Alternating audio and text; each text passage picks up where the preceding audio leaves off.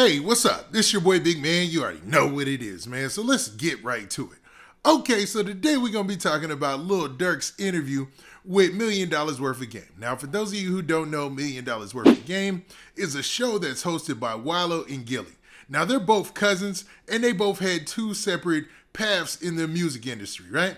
Wallo was locked up for 20 years and just got made, I think it's like his 5th year being freed from jail. And he has an interesting story of how he started off in the rap game and connected with his cousin Gillie and got put on, man. And basically they're doing amazing out here as far as YouTube is concerned, as far as like the most watched podcasts or listened to podcasts on other platforms like Spotify and all that. I mean, they're literally killing it. You know what I mean? They got to be getting bags of money. But let me stop pocket watching. But his cousin Gillie, he had a different story, man. He actually came through the rap game. You know, he was signed to Cash Money at one point. He was in a successful group in Philly back in the day. And that's how he made his way through the rap game and made his way through entertainment and is now one of the co-hosts of one of the most successful podcasts out there. Now, which is $1 Million Worth of Game. Now, today, they had a very special episode. They had Lil Durk on there. And this is right before his album drops tonight. So everybody was tuned in. I mean, the numbers were like crazy. It was trending #1 on YouTube and everything. And there was a lot of game being given in this $1 Million Worth of Game episode. You know, no pun intended. And Lil Durk and OTF showed up in full force and it looked real treacherous in there at times.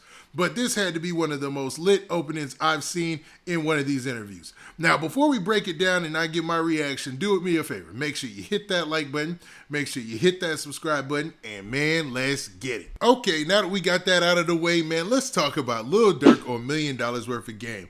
All right, so let's start from the beginning, man.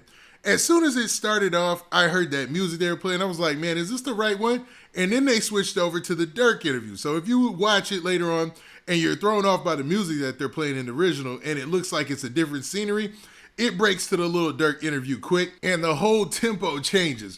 Man, if this wasn't the most lit opening I've ever, it felt like it was a music video. I thought they was about to shoot a music video.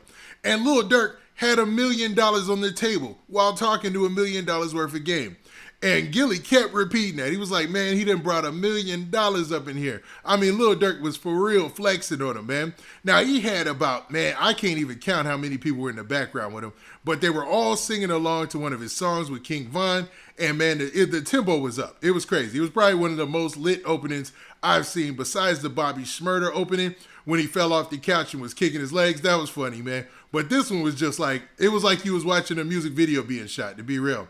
And once they got to it, man, Lil Durk was more transparent than I thought he would be, man. He was talking about a lot of things on his come up. He even talked about the fact of when he was signed to Def Jam, and people forget about that part. When Lil Reese and Lil Durk were both signed to Def Jam, it was right when Chief Keef blew up. I want to say it was like 2011, 2012, and it was big news. It was headlines everywhere, right?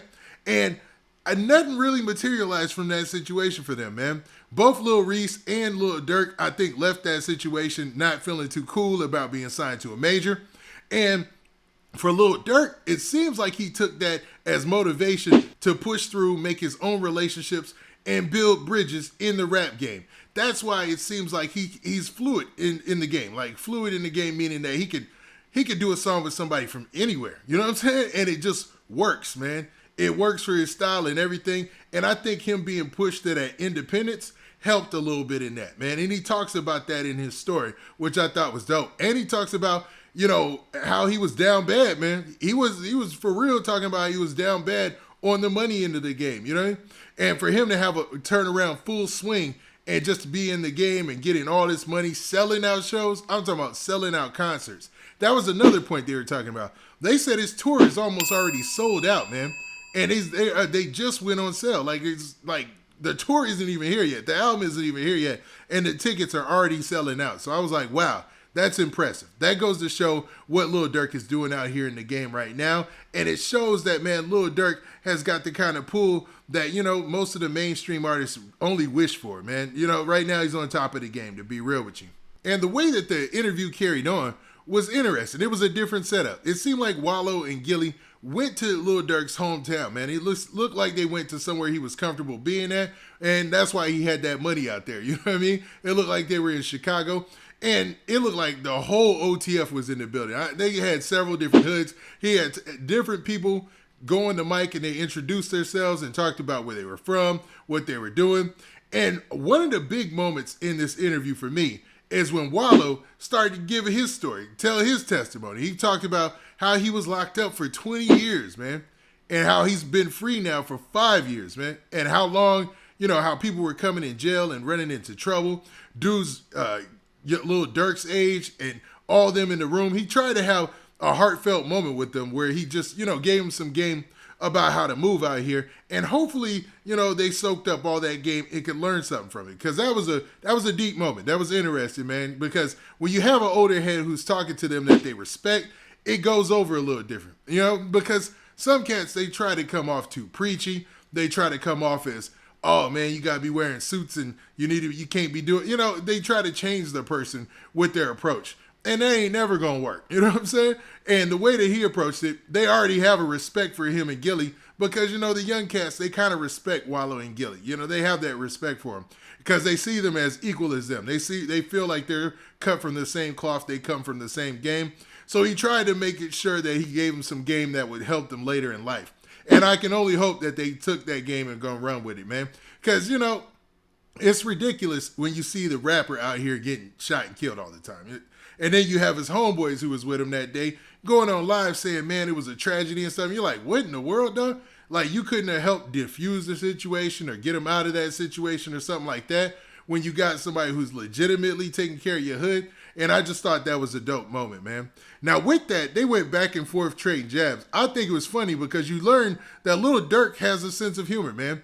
It's not all about trapping and drilling and all that rap. He's actually got a sense of humor. And the back and forth between him and Gillie and Wallo was made for a great interview, man. I think this was one of their better interviews. And we'll see if this has any effect on Lil Durk's album tonight. Now, I know people we're going to get the album regardless. Like, it's been promoted well. A lot of people have already been tuned in.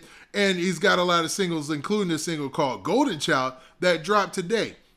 Now, in this single, Golden Child, Lil Durk, he was going at a lot of people, man. He was dissing people in the industry and stuff like that. And it was relatively short. But if that's a lead up to a lot of the songs on the album, I'm anticipating a lot of bangers, man. I'm anticipating songs that are just, with the beats that just, get you going and moving. Up tempo is what I want to say. But what did you guys think about the interview if you watched it, man? Was this the best $1 Million Worth of Game interview that you've seen so far?